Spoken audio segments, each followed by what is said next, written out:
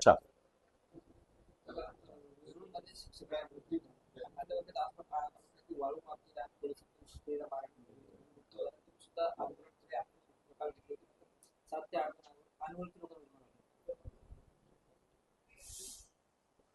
जी घटना वेरूळला झालेली आहे ती अतिशय दुर्दैवी भयावह घटना आहे।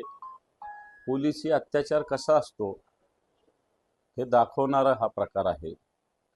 मी स्वतः काल या प्रकरणात जवळपास 5 तास होतो, पोलीस स्टेशनला गेलो, रस्त्यावर बसलो, नातेवाईकांशी भेटलो।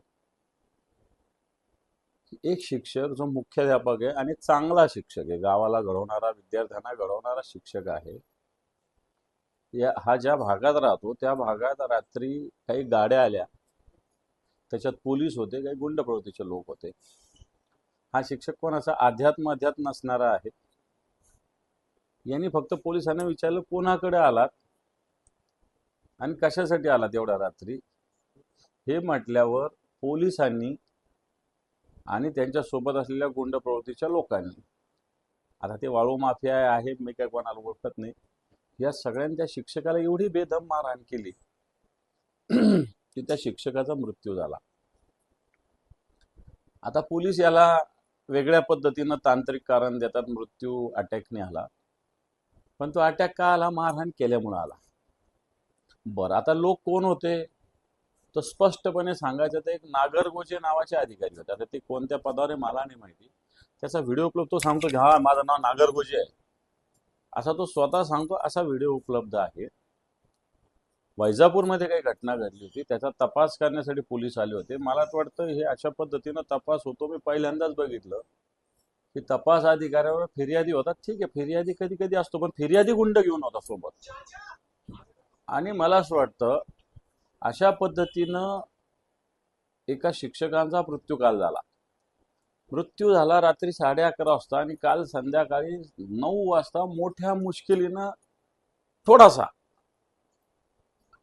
मायनर प्रकारचा गुन्हा दाखल झालाय, तोही होत नव्हता जर मी तिथं बसलो नसतो। मी मान्य डीजी साहेबांना बोललो, मान्य मुख्यमंत्र्यांनी फोन लावला, त्यांच्याशी मी आज बोलेल पुन्हा एकदा, SP साहेबांना बोललो, IG साहेबांना बोललो, मग मोठ्या मुश्किलीनं गुन्हा दाखल झाला। परंतु अजूनही हा गुन्हा पूर्णपणे परफेक्ट दाखल झाल्याने पोलीस याच्यातले जे कोणी दुसरे पोलीस असेल यांना वाचवण्याचा पूर्ण प्रयत्न करतात। नागरगोजे नावाचे वैजापूरचे अधिकारी, बरं आता हे नागरगोजे तिकडे आलेले रेकॉर्डवर आहे वेरूळला, कारण मी वैजापूर ज्यांचे प्रमुख आहे, हेड आहेत, असे जे PI आहेत त्यांच्याशी पण मी संपर्क साधला। त्यांनी मला या सगळ्या गोष्टी सांगितल्या की नागरगोजे अशा अशा तपासाला गेले होते, त्याच्याबरोबर हे अंमलदार होते, रेकॉर्डवर आहे, म्हणजे नागरगोजे तिथे आले, क्लिअर आहे।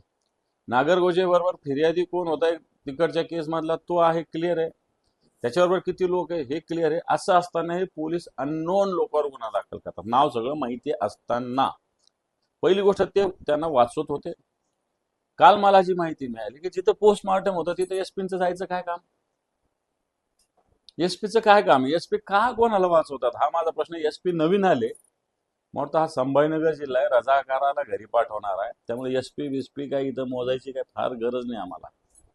ठीक आहे, SP एक यंत्रणा आहे, पण अशा पद्धतीनं पोलिसी गुन्हेगार अशा पद्धतीने पोलिसी गुंड याचं एक उदाहरण इथं दिसलेलं आहे, आणि गुंडांसाठी कशा पद्धतीनं पोलीस काम करतात याचंही उदाहरण दिसलेलं आहे, आणि एका सामान्य शिक्षकाचा बळी कसा घेतला जातो याचंही उदाहरण दिसलेलं आहे। मग तर निश्चित या विषयात माननीय मुख्यमंत्री महोदय असतील, माननीय DG साहेब असतील, या सगळ्याची IG असतील, यांच्याशी सगळ्यांना मी नक्की भेटेल आणि या दुर्दैवी कुटुंबाला न्याय मिळवून देण्याचा प्रयत्न करेल।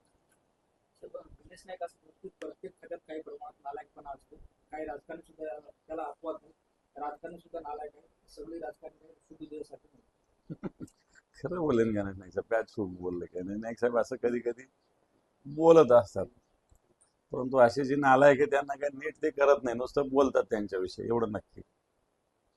काँग्रेसकडून मुख्यमंत्री पदाची ऑफर होती असं भुजबळ अनेकांनी मला फोन केले, पण मी नकार दिला, पवार समोर राहणार असं सांगतो। आता भुजबळांना सगळं आठवतंय, पवार साहेबांसोबत तरी कुठे आहेत आता भुजबळ साहेब?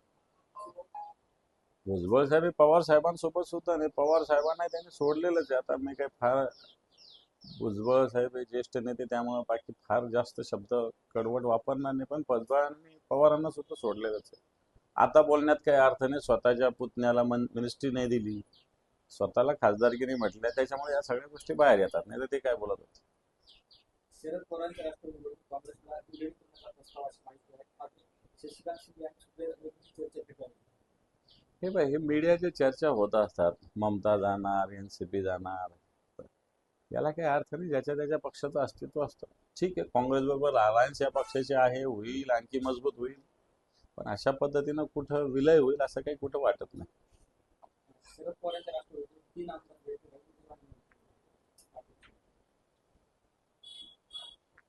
आता भेटीगाठी सगळ्यांशी होतात, म्हणून काही अर्थ लावणं चूक आहे. काल जे प्रधानमंत्र्यांच्या वक्तव्य समोर आले, ती माझे कार्यकर्ते 12वा खास मात्र आपला नंबर कधी लागेल त्याची कार्यकर्ते वाट बघत असतात. मला असं त्यांनी म्हणाले. असे माहिती काय 12वा खास राहणार याची मला काय माहिती. 12वा खेळाडूला कामगिरी चांगलीच करावी लागते. 12वा खेळाडू म्हणजे काय सबस्टिट्यूट नसतो. 12वा खेळाडू 11 खेळाडूच्या ताकदीचाच असतो. धनंजय मुंडेंचं जे कर्तृत्व गाजवलेलं आहे, ज्या पद्धतीनं त्यांनी निरपराध लोकांच्या प्रकरणात ते सहभागी आहे, ते पाहिलं तर ते 16 मध्ये सुद्धा लागू नये त्यांनी, अशा प्रकारची स्थिती आहे. 12 तर फार लांब.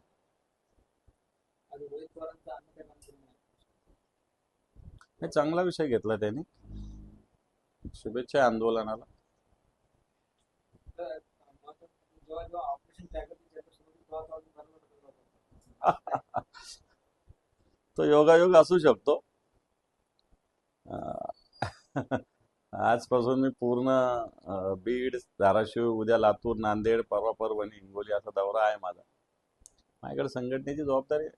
महिन्याला एक राऊंड मी सगळ्या जिल्ह्यात मारत असतो. आणि आता निवडणुका पण आहे स्थानिक स्वराज्य संस्थेच्या.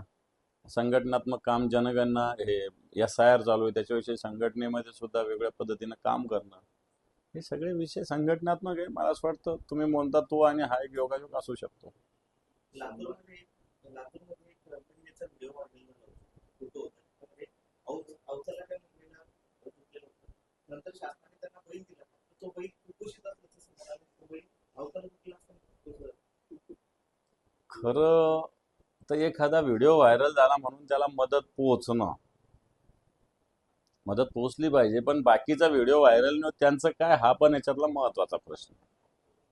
एखाद्याचा व्हिडिओ लकीली तुमच्यातला मीडियातला कोणी माणूस जातो, एखादा माणूस फोटो काढतो, लकीली तो व्हायरल होतो, आणि मग त्या कुटुंबाला म्हणा, त्या लोकांना मदत मिळते. पण ज्यांचं असं व्हायरल होत नाही, ज्यांच्या पण कोणी पोहोचत नाही.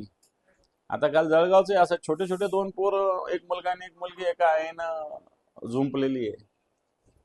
पण आता सरकारची नियतच साफ नाही ना. सरकारच चांगलं असतं तर अशा गोष्टी झाल्याच नसत्या. मग सरकारच्या योजना आहे, कृषी विभाग आता देतं, तर आधी का नाही दिलं कृषी विभागाने?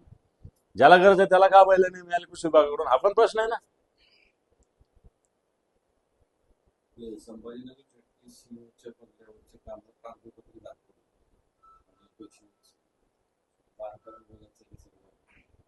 जिल्हा परिषदच्या बांधकाम विषयी मी तर बोलतो, पण माझ्यापेक्षा सत्ताधारी पक्षाचेच आमदार काल प्रशांत बंब यांनी त्याचं पूर्ण पोस्टमार्टम केलेलं आहे.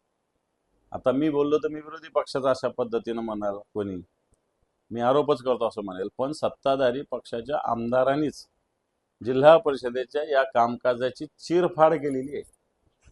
आणि मला असं वाटतं